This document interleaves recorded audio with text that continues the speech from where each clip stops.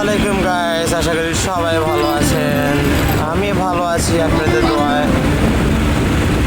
লাইফে অনেক দিন ধরে চিন্তা ভাবনা করতেছি ব্লগিং করব, রাইট দিচ্ছি অনেক দিন ধরে, কিন্তু ব্লগিং করব বলে সময় হয়ে ওঠে না।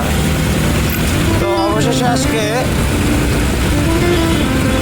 Riding bike set up, blogging set আপটা কিনে ফেললাম। তাই নিয়মিত দৈনন্দিন জীবনে আমি কি করি, কোথায় যাই, পথে ঘাটে দুর্ঘটনা হয়, তো কেন হয়, কী কারণে হয়, সব কিছুই আপনাদের কাছে তুলে ধরার চেষ্টা করব। অনেকে অনেক সময় অন্যায় করে বসে, কিন্তু উল্টা পিক আপ নেয় যে অন্যায় করেনি। তার জন্যই আমার এই ব্লগিং সেট আপটা কিনা। তো আশা করি সবাই আমার সাথেই থাকবেন। লাইফে প্রথম ব্লগ ভিডিও। আমি এখন আছি মিরপুর কালশি ব্রিজ থেকে নামলাম, আপনারা দেখতে পাচ্ছেন। এই যে কালশিতে যেই রিক্সাগুলো চলে, এটা খুব ভয়াবহ, অনেক সময় উল্টা চলে আসে। তার জন্য অনেক সময় দুর্ঘটনা হয়ে যায়, অনেক মারাত্মক দুর্ঘটনা হয় কালশিতে। তাই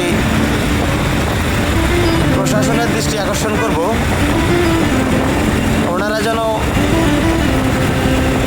এই অটো রিক্সাগুলায় এই কালশি হাইওয়েতে এদিকে যেন না উঠতে পারে, ওরকম যেন একটা পদক্ষেপ নেয়। এমনিতেই ঢাকা শহরটায় পুরো অটো রিক্সায় ভরে গেছে, এখন তো বাইক চালানো যায় না।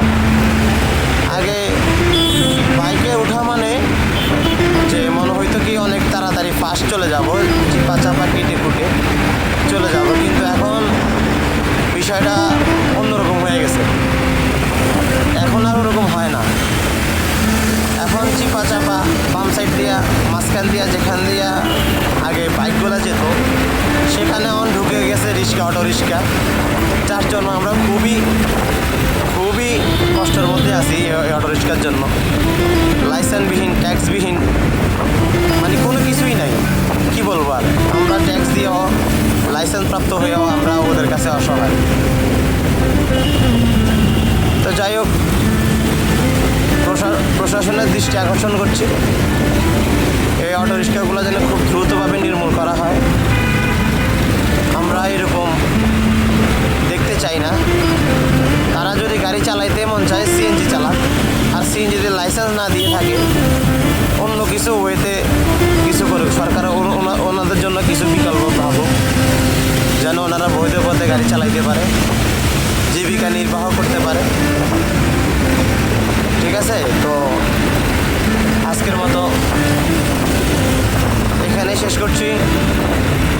আমার ভিডিওটা কেমন লাগলো অবশ্যই লাইক, কমেন্ট এবং কি শেয়ার করবেন। যদি ভালো লাগে থাকে, আল্লাহ হাফেজ।